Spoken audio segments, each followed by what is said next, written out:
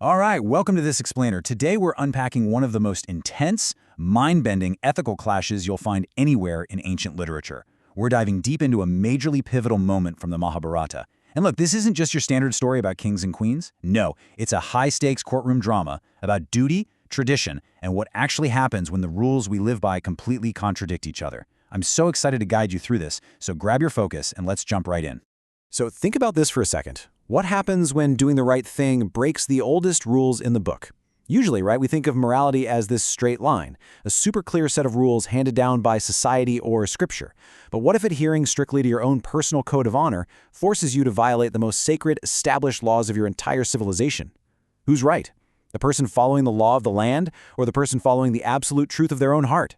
Keep this philosophical dilemma in the back of your mind as we watch this incredible scene unfold. Section 1. Unmasking the Pandavas. Okay, so we're dropping directly into the middle of a seriously tense, nail-biting mystery surrounding a royal wedding. A contest has just been won, a princess has been claimed, but King Drupada, he doesn't actually know who he just gave his daughter to. You can literally hear the sheer desperation in his voice when he talks to the men who just won his daughter Draupadi, who is referred to here as Krishna. He's begging them, are we to know you as Kshatriyas or Brahmanas, or are we to know you as celestials who disguising themselves come hither for the hand of Krishna? He's basically saying, are you warriors, priests, are you literally gods in disguise? Drupada insists that truth becometh monarchs better than sacrifices, which means, hey, honesty right now is way more sacred than any religious ritual. He absolutely has to know who these disguised men really are before this wedding goes any further. Well, it's time for the big reveal. The leader of these men, Yudhishthira, steps up and completely unmasks them. He tells King Drupada not to be cheerless, but to let joy fill his heart because, get this, they are Kshatriyas, the warrior caste. Specifically, they're the legendary sons of the illustrious Pandu. He introduces himself, his brothers Bhima and Arjuna, who actually won the contest, and the twins Nakula and Sahadeva. The source text describes Yudhishthira assuring the king that his daughter has simply been transferred like a lotus from one lake into another. And King Drupada is so ecstatic the text says his eyes literally rolled in ecstasy and he couldn't even speak for a few moments. I mean, the relief is just palpable. But Yudhishthira doesn't stop at just revealing their names. He reveals their trauma, too. He sprints through this absolutely wild backstory with the king.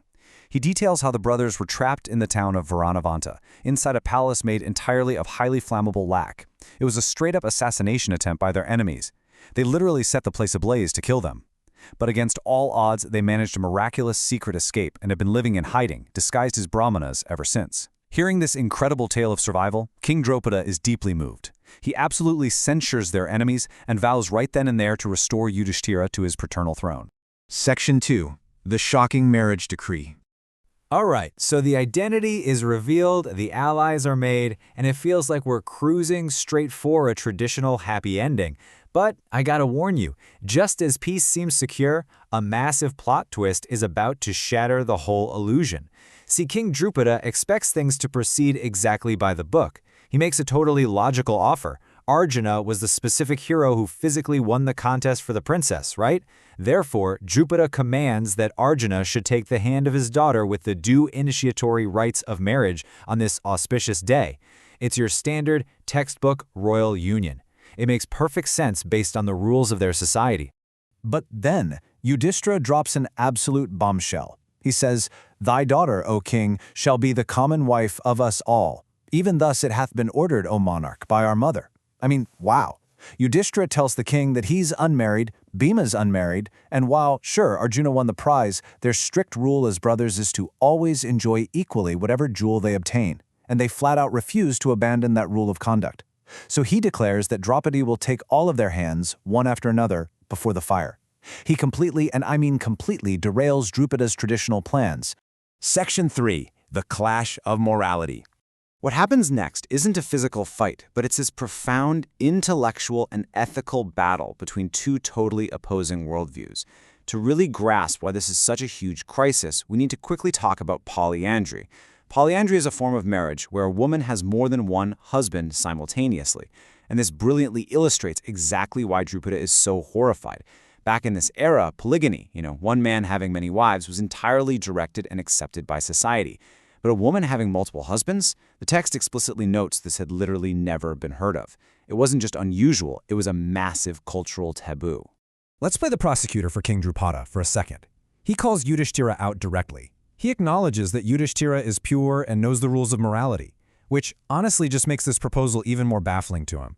Drupada argues, "It behoved thee not to commit an act that is sinful and opposed both to usage and the Vedas. Why, O prince, hath thy understanding become so?"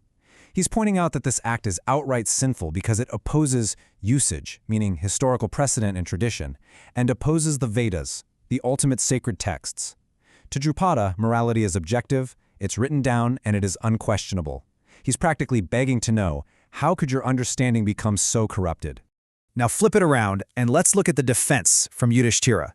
This is arguably one of the most fascinating quotes in the entire text. He says, "O monarch, morality is subtle. We do not know its course. My mother commandeth so, and my heart also approves of it." Yudhishthira is arguing that true righteousness isn't always found in some rigid reading of ancient texts.